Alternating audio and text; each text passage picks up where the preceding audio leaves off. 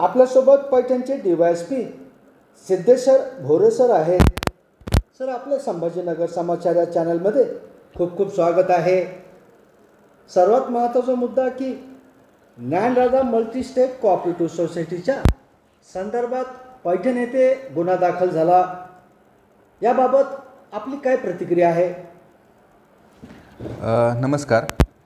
Paithan police स्टेशनला मागील 8 तारखेच्या विविध अर्जदारांचे ज्ञानराधा मल्टीस्टेटमध्ये जे डिपॉझिट करण्यात आलेली रक्कम होती त्या अनुषंगाने रक्कम परत मिळत नाही म्हणून काही तक्रार अर्ज प्राप्त होते.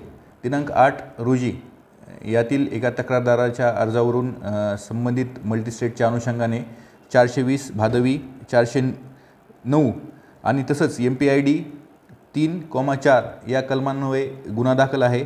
सध्या या गुन्ह्यामध्ये 3,36,00,000 पेक्षा अधिकच्या रकमेचा अनुषंगाने हा गुन्हा दाखल आहे. आपल्याकडे त्या अनुषंगाने अधिकचा तपास चालू असून कदाचित ही रक्कम वाढू शकते. काही ठेवीदारांच्या ज्यांच्या ठेवी नाही मिळाल्या त्यांचे काही समोर आले तर त्या साक्षीदारांच्या ह्याच्यावरून ह्या ठेवीच्या रकमेमध्ये देखील वाढ होऊ शकते. त्या अनुषंगाने देखील सध्या तपास चालू आहे. बरं, हा तपास आपण आर्थिक गुन्हे शाखेकडं वर्ग करणार आहोत का? शक्यता आहे. हा गुन्हा संभाजीनगर येथील आर्थिक गुन्हे शाखेकडे वर्ग होण्याची शक्यता आहे.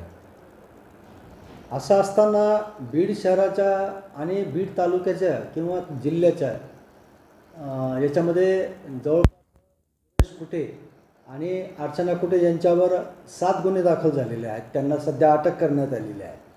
तर पैठण शहरामध्ये गुन्हा दाखल झाल्यानंतर या गुन्ह्याकडे आपण कसं बघू?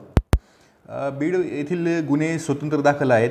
पैठण येथील जो गुन्हा दाखल आहे तो पैठण शहरातील तालुक्यातील किंवा या भागातील परिसरातील ज्यांच्या ठेवी पैठण हद्दीतील त्यांच्या ब्रँचमध्ये असतील त्या अनुषंगाने हा गुन्हा दाखल आहे. त्यामुळे हा गुन्हा स्वतंत्र आहे. या गुन्ह्यामध्ये प्राप्त होणाऱ्या पुराव्याच्या आधारे स्वतंत्रपणे कारवाई करण्यात येईल. त्या अनुषंगाने बीडच्या गुन्ह्याचा आणि ह्याचा प्रत्यक्ष संबंध राहणार नाही. सर, आपले खूप खूप आभार. धन्यवाद.